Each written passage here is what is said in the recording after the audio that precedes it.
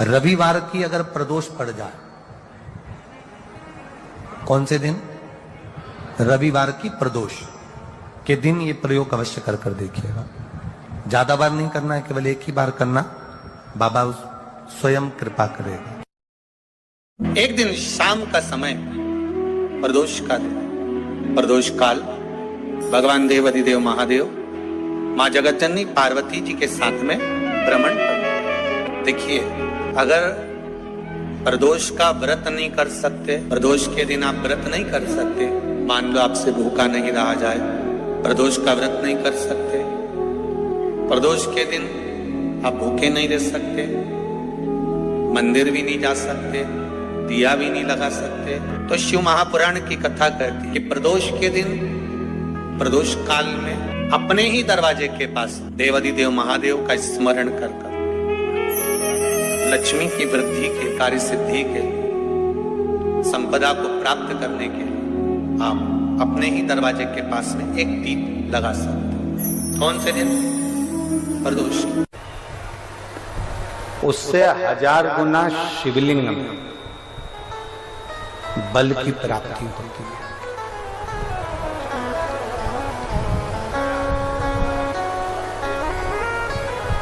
प्रदोष के दिन यदि आपको कहीं से शमी पत्र मिल जाए, प्रदोष के दिन यदि कहीं से आपको शमी पत्र मिल जाए और प्रदोष काल में, प्रदोष का जो समय होता है, शाम का जो समय होता है प्रदोष काल, 4 प्रदोष 5 प्रदोष आप कर देखिएगा कि आपका कोई काम है, कोई नौकरी के लिए आप अप्लाई कर रहे हैं, कोई समस्या बड़ी विकट आ गई है, कोई तकलीफ, बड़ा गला पकड़ रहा है बेटा, कोई तकलीफ विकट आ गई है, कोई समस्या विकट आ गई है, प्रदोष के प्रदोष काल में अगर एक शमी पत्र भी आप घर के शिवलिंग को, अब ये करने के लिए आपको मंदिर पे शिवलिंग नहीं जाना, अपने घर में जो शिवलिंग, चाहे वो स्फटिक का हो, पारद का हो, कंकर शंकर का हो, लकड़ी का हो, जो शिवलिंग तुम्हारे घर में, कांच का हो, चाहे वो नर्मदा के कंकर का हो, नर्मदेश्वर हो, पाषाण का हो, जो शिवलिंग, चांदी का हो, सोने का हो, तांबे का हो, पीतल का हो, जो शिवलिंग तुम्हारे,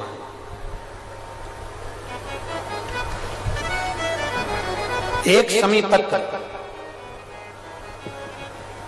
यदि आप भगवान शंकर के शिवलिंग पर समर्पित कर रहे हो और उस शमी पत्र को उठाकर रात्रि को 9:15 की जो एक मुहूर्त होता है, एक समय होता है, जिस समय पर हम अपने मन की बात भगवान शंकर को कहते हैं,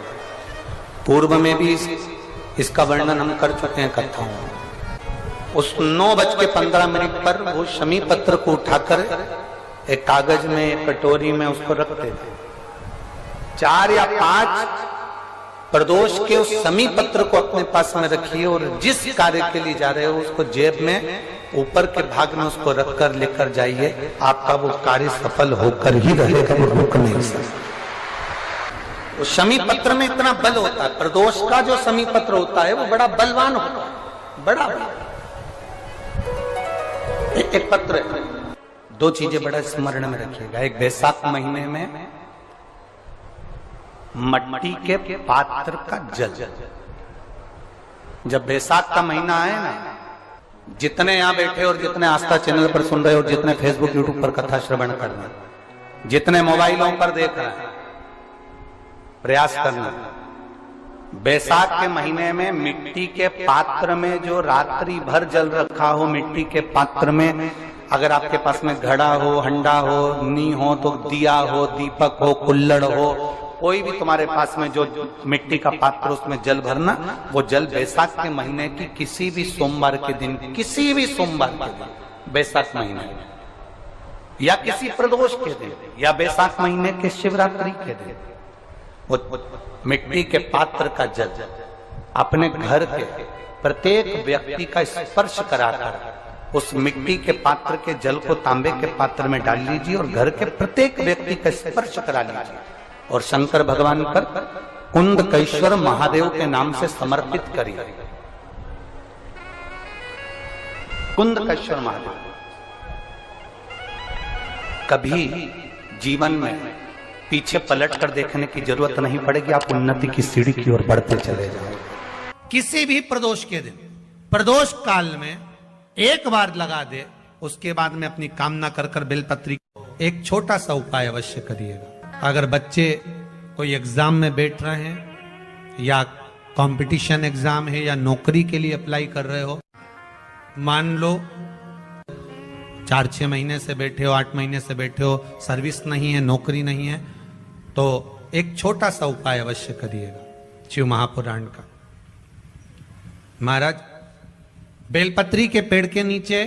विराजमान होकर, बेलपत्री के पेड़ के नीचे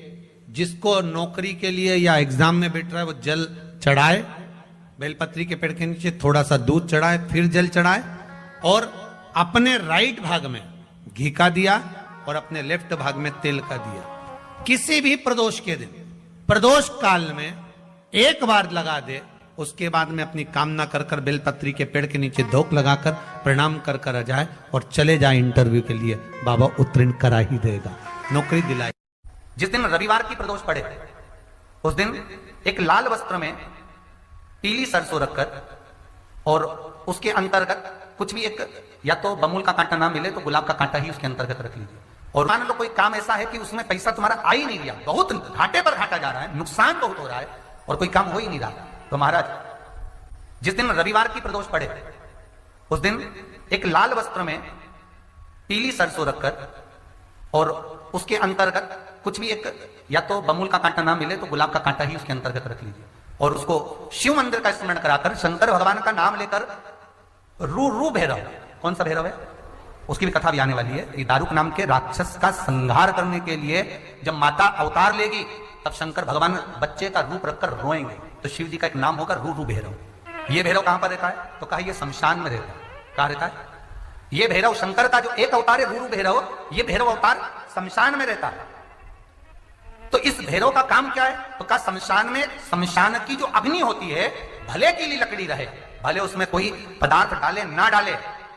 थोड़ी देर में वो अग्नि रू आवाज, हल्की सी शमशान की जो अग्नि जलती है उसमें एक आवाज आती है। आप ऐसे कोई अग्नि जलाएंगे ना उसमें आवाज नहीं आई, ध्यान देना। हमारे शमशान में अगर जो लोग गए होंगे मुर्दा जलाने के लिए, तो अगर वो एकांत में बैठेंगे तो उसमें से एक आवाज आती है रू रू रू। तो शिव पुराण कह रही है कि उस सरसों को, कांटे को रूरू भैरव का नाम लेकर जिस व्यापार जो नहीं चल रहा है, दुकान जो नहीं चल रही है, उस दुकान के सामने, उस व्यापार के सम्मुख में उसको जला दिया जाता है। ये करा जाता है रवि प्रदोष के लिए। महाराज कौन से प्रदोष? रवि प्रदोष के, जो सुख का भान कराती है, व्यापार की उन्नति के लिए, समृद्धि के लिए, लक्ष्मी के लिए इसका प्रयोग किया जाता है। तो यहाँ पर दारुक नाम का जो असुर है, दारुक नाम का जो राक्षस है, उसका एक ही कहना है कि मैं मरूं, मना नहीं है ब्रह्मदेव पर, वो मरने का। नंदी का एक पांव जो ऊपर होता है, आप लोग दर्शन करे होंगे शंकर जी के मंदिर में नंदी के, तो नंदी का एक पांव उठा हुआ होता है, एक पांव नीचा की ओर होता है। हड्डी से जुड़ा हुआ रोग, नेत्रों से जुड़ा हुआ, मस्तिष्क से जुड़ा हुआ कोई रोग रहता है तो एक नीले कलर का फूल आता है महाराज, उस फूल में हल्दी डालकर गुरुवार का प्रदोष पड़ने पर जो नंदी के पांव के पास समर्पित कर देता है महाराज, उसका रोग धीरे धीरे समाप्त होने लगता है।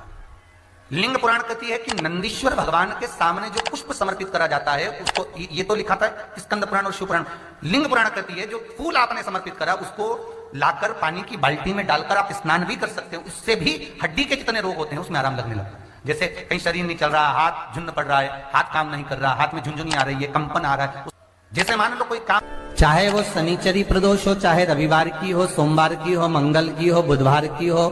गुरुवार की हो, शुक्रवार की हो, शनिवार की हो, कोई भी वार की हो, प्रदोष, प्रदोष काल में शाम का समय सूर्य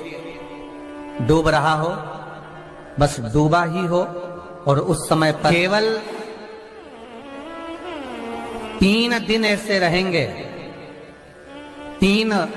बार ऐसे रहेंगे, 3 तिथियां ऐसी रहेंगी, 3 समय ऐसा रहेगा जिस समय पर तेरे द्वारा निर्मित शूल को भी शिव धारण करेगा और जगत का कल्याण करेगा। 3 दिन, 3 तिथियां, 3 बार, 3 नक्षत्र, 3 घड़ी, 3 पल।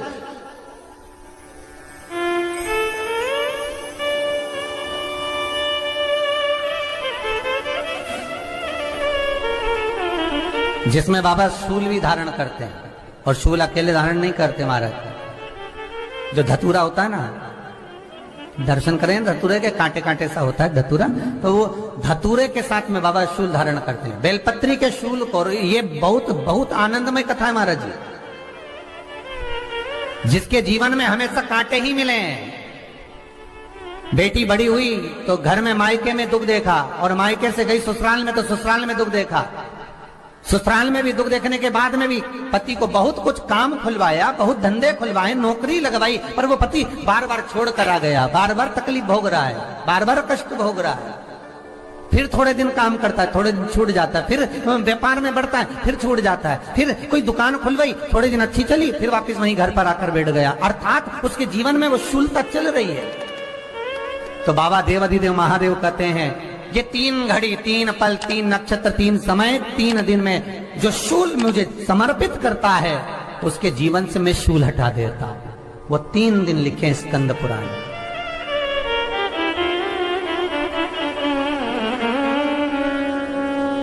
महाराज, बैसाख महीने में जो प्रदोष आती है, बैसाख के महीने में बहुत ध्यान से सुनना भाई, जो अपनी जिंदगी से बहुत तंग आ गए हो, परेशान हो गए हो, कष्टमय जीवन जी रहे हो, बहुत दुखी हो गए हो, उनके लिए ये स्कंद पुराण का चरित्र फिर मिले ना मिले, आप प्रेम से सुन लो भाव से। पहला, बैसाख महीने की प्रदोष, चाहे वो शनिचरी प्रदोष हो, चाहे रविवार की हो, सोमवार की हो, मंगल की हो, बुधवार की हो, गुरुवार की हो, शुक्रवार की हो, शनिवार की हो, कोई भी वार की हो, पर बैसाख महीने की प्रदोष, प्रदोष काल में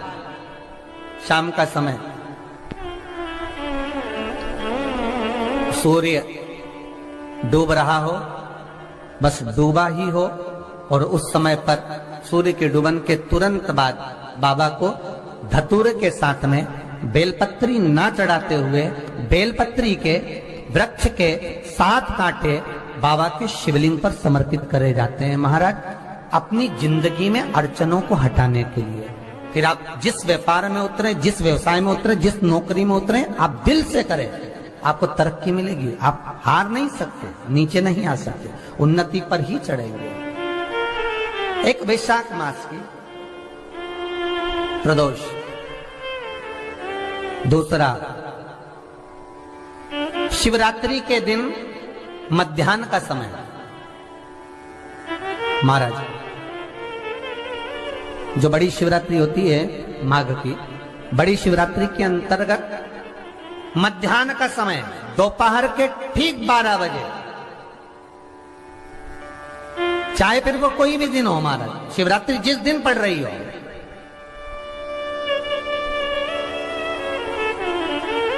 उस दिन भी धतूरे के साथ बाबा को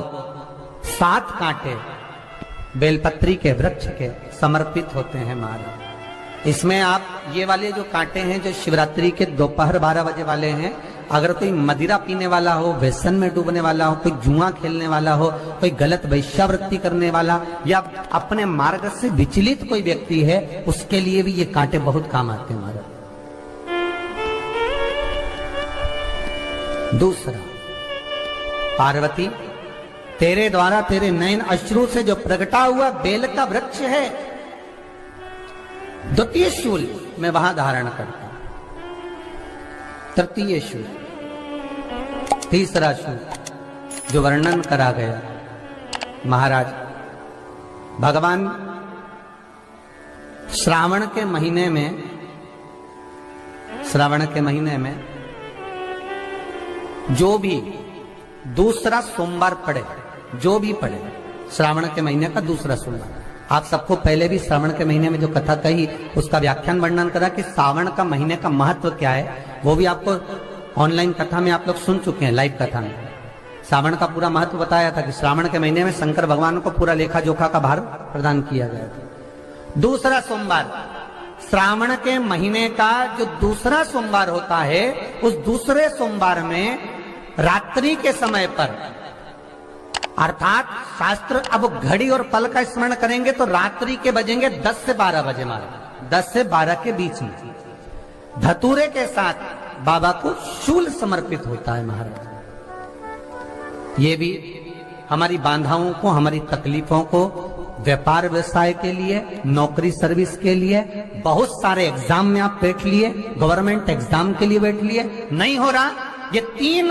बार मेरे शंकर को बेलपत्री के वृक्ष के शूल समर्पित होते हैं, उसका आनंद पाना।